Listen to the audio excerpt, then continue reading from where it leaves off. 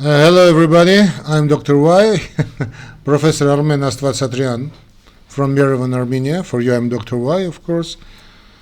No, of course not, this is not a question. So anyway, we will talk about aspiration pneumonia, but first of all let's make my little overview of pneumonia. So what's pneumonia? Pneumonia is acute inflammation of the lungs caused by infection, pneumonia. Initial diagnosis is usually based on chest X-ray and clinical findings. Causes, symptoms, treatment, preventive measures, and prognosis differ depending on whether the infection is bacterial, mycobacterial, viral, fungal, or parasitic, whether it's acquired in the community or hospital, whether it occurs in a patient treated with mechanical ventilation, and whether it develops in a patient who is immunocompetent or immunocompromised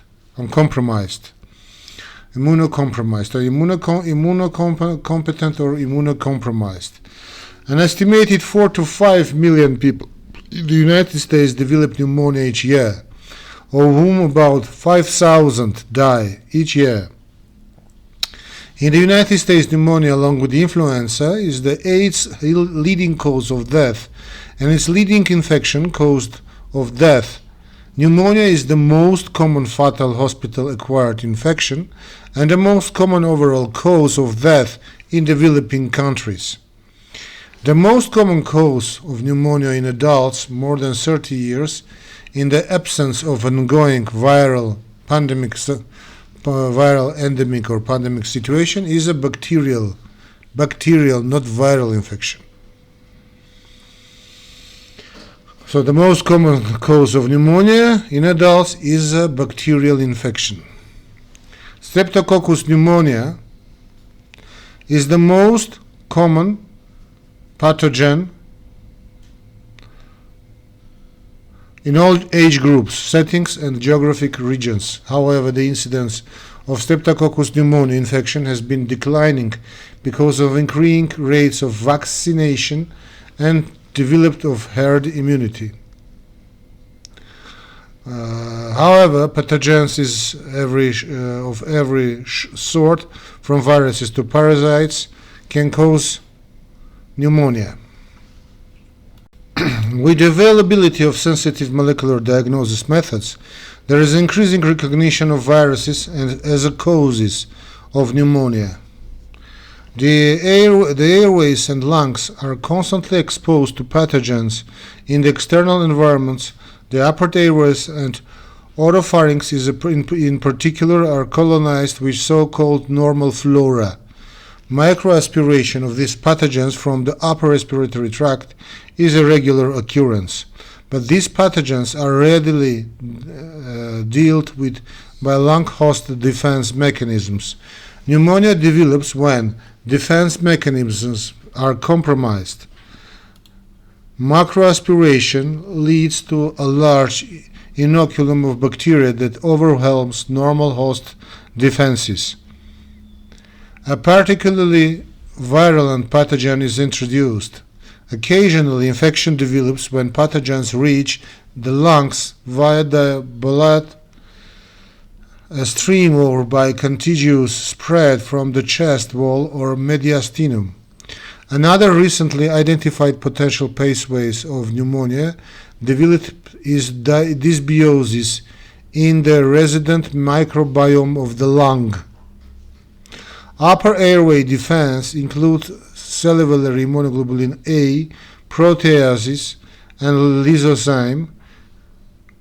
lysozyme, growth inhibitors produced by normal flora, and fibronectin, which cause the mucosa and inhibit adherence. Non-specific lower airway defenses, including cough, and mucociliary clearance, prevent infection in air spaces. Specific lower airway defenses include various pathogen-specific immune mechanisms, include immunoglobulin A and immunoglobulin G opsonization.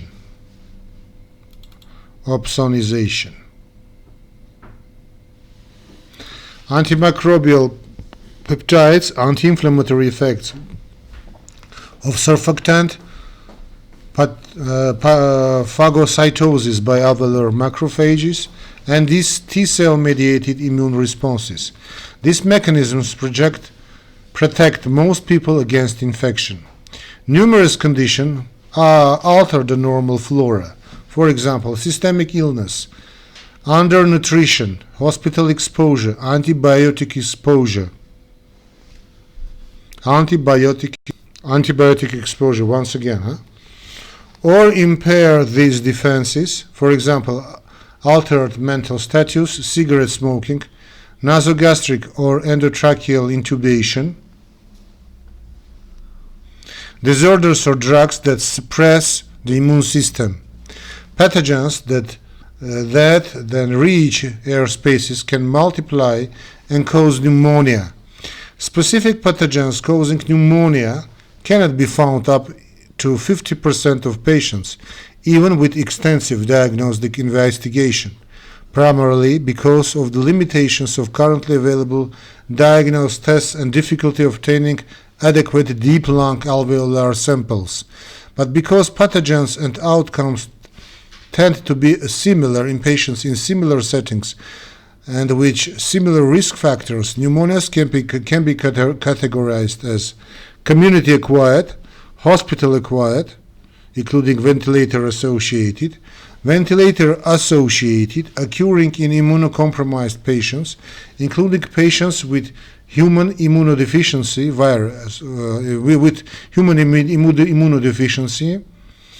aspiration pneumonia, which occurs when large volumes of upper airway or gastric secretions enters into the lungs. Aspiration pneumonia, today's topic. So this categorization allows treatment to be selected empirically. And today's topic, aspiration pneumonitis and pneumonia. Aspiration pneumonitis and pneumonia are caused by inhaled toxic and or irritant substances, usually gastric contents, into the lungs. Chemical pneumonitis, bacterial pneumonia, or airway obstruction can occur. Symptoms include cough and dyspnea. Diagnosis is based on clinical presentation and chest X-ray findings. Treatment and prognosis differ by aspirated substance. Aspiration can cause lung inflammation, chemical pneumonitis, infection, bacterial pneumonia or lung abscess, or airway obstruction. Microaspiration of small quantities of upper airway secretions is common. However, this aspirated material is cleared by normal lung defense mechanisms. The term aspiration pneumonia is used when the ability to protect the lower airway is compromised and or large volume is aspirated. Drowning may also cause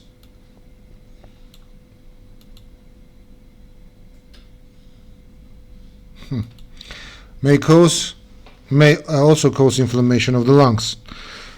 So risk factors for aspiration include impaired cognition or level of consciousness, impaired swallowing, such as occurs after some strokes or other neurological diseases, vomiting, gastrointestinal devices and procedures, for example, nasogastric tube placement, dental procedures, respiratory devices and procedures, endotracheal tube placement, gastroesophageal reflux disease. Pathophysiology, so chemical pneumonitis. Multiple substances are directly toxic to the lung or stimulate an inflammatory response when aspirated. Gastric acid is the most common such aspirated substance, but others include petroleum products, particularly of low viscosity, such as petroleum jelly, and laxative oils such as mineral, castor, and paraffin oil.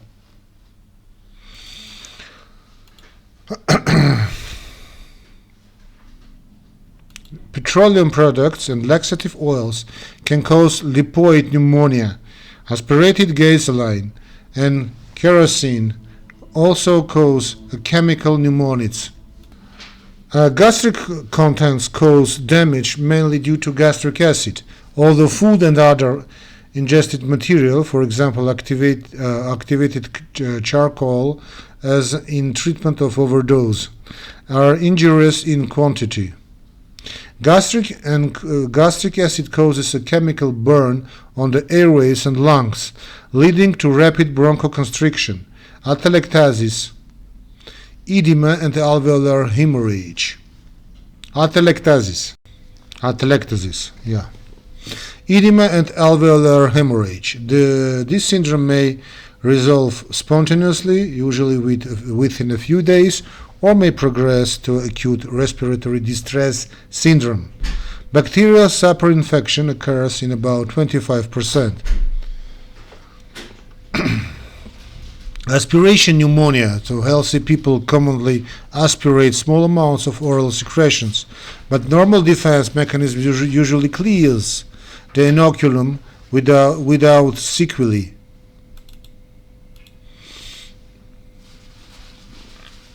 Aspiration of a larger amount or aspiration in a patient with impaired pulmonary defenses often causes pneumonia and or lung abscess.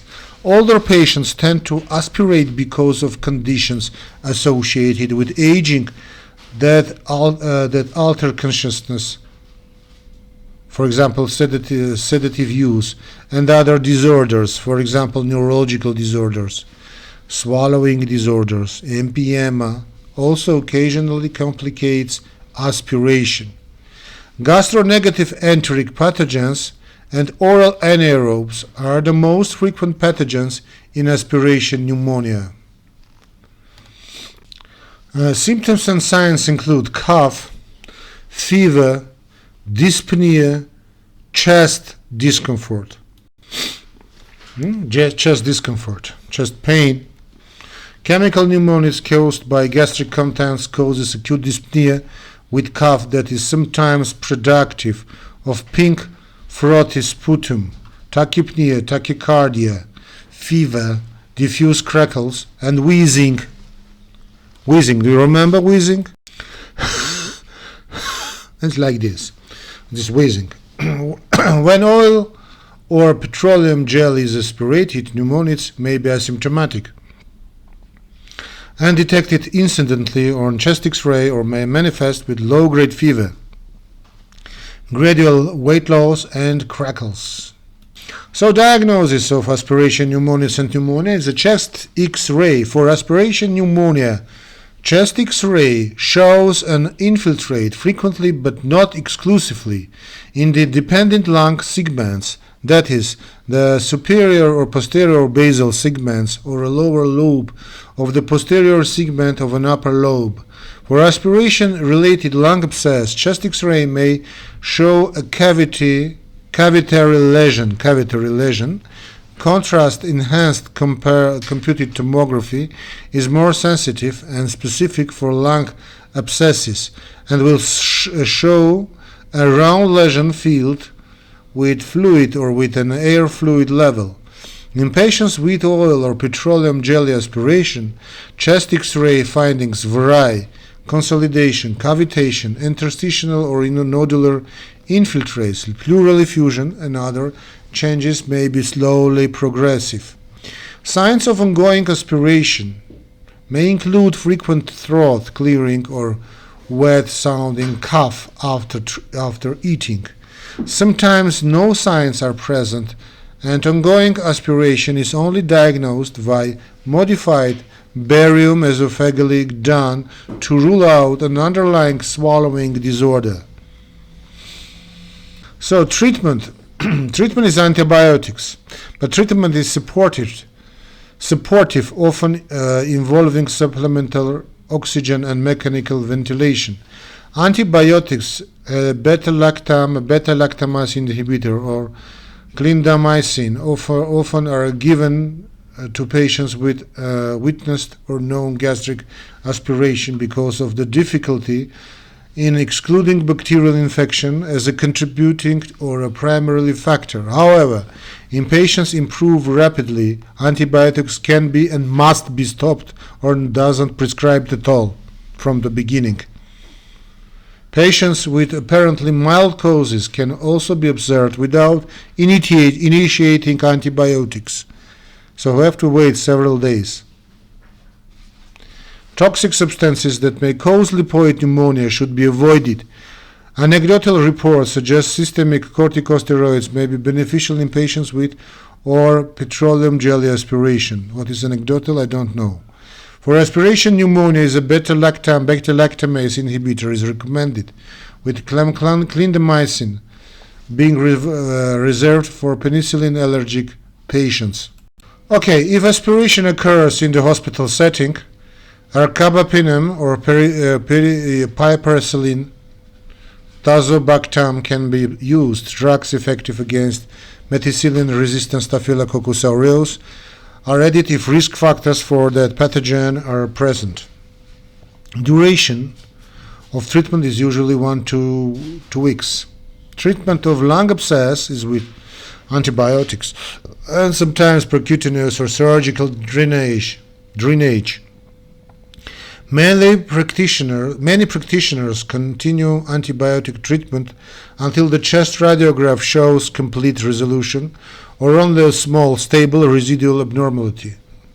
But from the Soviet Union, we know that we give antibiotics only 3 days after normalization of the fever.